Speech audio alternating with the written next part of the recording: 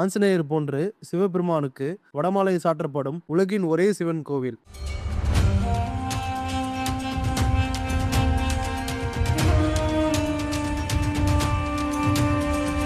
பெருமாள் வழிபட்ட தட்சிணாமூர்த்தி உள்ள உலகின் ஒரே சிவ ஆலயம்.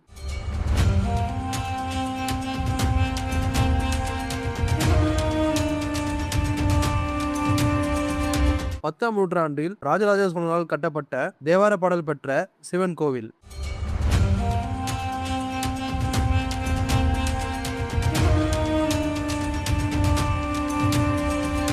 வணக்கம் விவேஸ். இன்னைக்கு நம்ம வீடியோல தஞ்சாவூர் மாவட்டம் திருவையாறில் அமைந்திருக்கும் ஐராப்பர் சிவன் கோயிலை பத்தி தான் பார்க்க போறோம். திருவையாற்றில் புகழ்பெற்ற சிவன் கோயிலாக ஐராப்பர் திருக்கோயில் விளங்குகிறது. கோயிலோட முழுமையான அட்ரஸ் மற்றும் கூகுள் மேப் லிங்க டிஸ்கிரிப்ஷன்ல கொடுத்திருக்கேன். தேவைப்படுறவங்க பார்த்து தெரிஞ்சுக்கோங்க. இப்பொழுது கோயிலோட முழுமையான வரலாறு மற்றும் சிறப்புகளை ஒவ்வொன்றாக பார்க்கலாம். அதுக்கு முன்னாடி இது போல அற்புதமான ஆலயங்களை பத்தி வீடியோஸ் பார்க்க என்னோட ரிமார்க்கபிள் ரமேஷ் சேனலை மறக்காம சப்ஸ்கிரைப் பண்ணிக்கோங்க. அப்பதான் நான் போற வீடியோஸ் உங்களுக்கு ரெகுலரா வரும். இந்த ஆலயத்தில் மூலவராக சிவபெருமான் ஐராப்பன் பஞ்சநதீஸ்வரர் என்ற பெயர்களால் பாலிக்கிறார். அம்மனின் பெயர்கள் அறம் வளர்த்த நாயகி, தர்மசம்வர்த்தினி, தலமரமாக வில்வ மரம் உள்ளது. தீர்த்தத்தின் பெயர் சூரிய புஷ்கரணி, காவேரி. இந்த ஆலயத்தை சம்பந்தர், அப்பர், சுந்தரர், மாணிக்கவாசகர், சேக்கிலார், திரு நந்தி தேவர், இலக்குமி, இந்திரன், வருணன், வாலி, சேரமான் பெருமாள், ஐயடிகள், காடவர்கோன், பட்டினத்து பிள்ளையார், அருணகிரிநாத முதலியோர் வழிபட்டுள்ளனர். இந்த ஊர் இருக்கும் இடத்தில் 5 ஆறுகள் சேரும் இடம் என்பதால் திருவையாறு என்று பெயர் பெற்றது. இந்த ஆலயத்தை பற்றி சம்பந்தர் தேவார பாடல் பாடியுள்ளார். தேவார பாடல் பெற்ற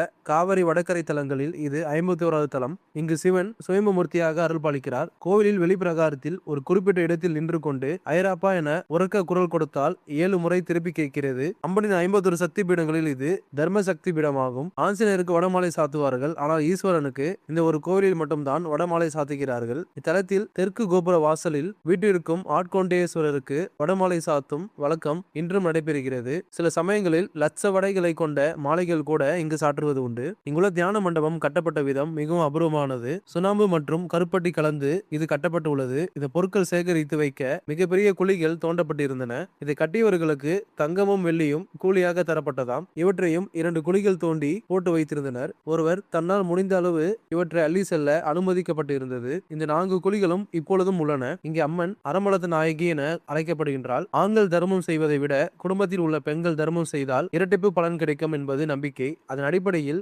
உலக உயிர்களுக்கெல்லாம் படியளக்கும் நாயகியாக பெண்களுக்கு தர்மத்தின் அவசியத்தை எடுத்துக்காட்டும் விதத்தில் தர்மசவர்த்தினி என்ற பெயரில் அம்மன் இங்கே காசளிக்கின்றாள். எல்லா நாட்களிலும் நல்ல நாட்களே என்பதை வலியுறுத்தும் வகையில் அஷ்டமி திதியில் இரவு நேரத்தில் அம்பாளுக்கு திருக்கல்யாணம் நடத்தப்படுகிறது. ஒரு இறைவனுக்கு அர்ச்சகர் ஒருவர் பூஜை செய்து வந்தார். ஒரு முறை காசிக்கு சென்றதால் அவரால் பூஜைக்கு உரிய நேரத்தில் வர முடியவில்லை. இந்த தகவல் அந்த ஊர் அரசனுக்கு சென்றது.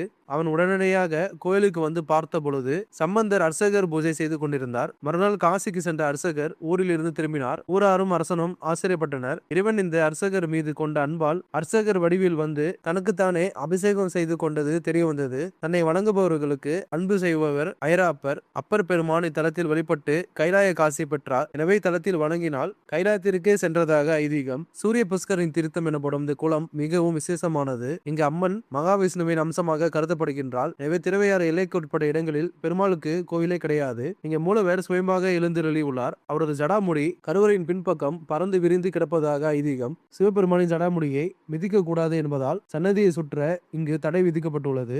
சுவாமி பிரகாரத்தில் உள்ள தட்சிணாமூர்த்தி மிகவும் விசேஷமானவர். இவரை பெருமாள் வழிபட்டு இருக்கிறார். பெருமாள் வழிபட்ட குரு தமிழகத்திலேயே இங்கு மட்டும்தான் உள்ளார். எனவே அறிவுரு சிவயோக தட்சிணாமூர்த்தி என பெயர் பெற்றார். இவர் மொயிலாகனுக்கு பதிலாக ஆமையை மிதித்த மாதிரி உள்ளது இங்கு மட்டும்தான். தட்சிணாமூர்த்தி மேல் நோக்கிய வலது கரத்தில் கபாலமும், கீழ் நோக்கிய வலது கரத்தில் சின்முத்திரையும், மேல் நோக்கிய இடது கரத்தில் சூலமும், கீழ் நோக்கிய இடது கரத்தில் சிவனான போதமும் காணப்படுகின்றன.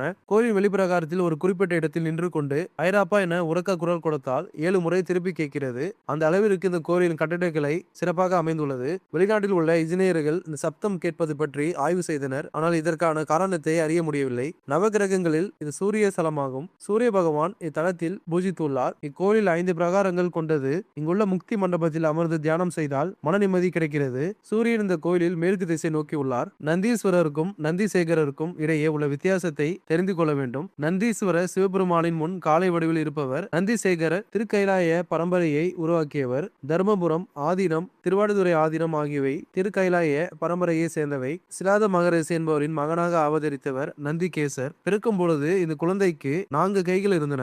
அவர் ஒரு பெட்டியில் இந்த குழந்தையை வைத்துவிட்டு மூடி திறந்தார். அப்பொழுது குழந்தையின் 2 கைகள் நீங்கி அழகான குழந்தையாக விளங்கியது. குழந்தையை திருவையாறு தலத்தில் விற்று சென்றார். பரமேஸ்வரன் அந்த குழந்தைக்கு 5 விதமான அபிஷேகம் செய்தார். அம்பிகையின் பால், நந்தி வாய் நுரைநீர், அமிர்தம், சைவ தீர்த்தம், சூரிய புஷ்கரணி தீர்த்தம் ஆகியவற்றால் அபிஷேகம் செய்தார். இந்த காரணத்தினால் இறைவன் ஐரா அப்பர் எனப்பட்டார். இந்த ஆலயம் 10ஆம் நூற்றாண்டில் ராஜராஜ சோழனால் கட்டப்பட்டுள்ளது. ஜனவரி மாதத்தில் 5 நாட்கள் தியாகராஜ ஆராதனா விழா மிகவும் சிறப்பாக இங்கு கொண்டாடப்படுகிறது. இந்த கோயிலில் பிரதோஷம், மகா சிவராத்திரி போன்ற விழாக்கள் சிறப்பாக கொண்டாடப்படுகிறது. இங்கு வந்து வழிபட்டால் திருமண தடை, குழந்தை வரம், கல்வியில் ஞானம் ஆகியவை கிடைக்கும் என சொல்லப்படுகிறது. ஆலயம் திறந்திருக்கும் நேரம் காலை 6 மணி முதல் 11 மணி வரையும், மாலை 4 மணி முதல் இரவு 8 மணி வரையும் திறந்திருக்கும். பல அதிசயங்கள் நிறைந்த இந்த அற்புத சிவன் கோயிலை நீங்களும் வாய்ப்பு கிடைக்கும் போது நேரில் சென்று தரிசனம் செய்யுங்கள். மீண்டும் இது போல அற்புதமான ஆலயங்களை பத்தி வீடியோஸ் பார்க்க நம்ம ரிமாக்கோல் ரமேஷ் சேனலை மறக்காம சப்ஸ்கிரைப் பண்ணிக்கோங்க. அப்போ நான் போற வீடியோஸ் உங்களுக்கு ரெகுலரா வரும். ஓம் நம சிவாயே. நன்றி, வணக்கம்.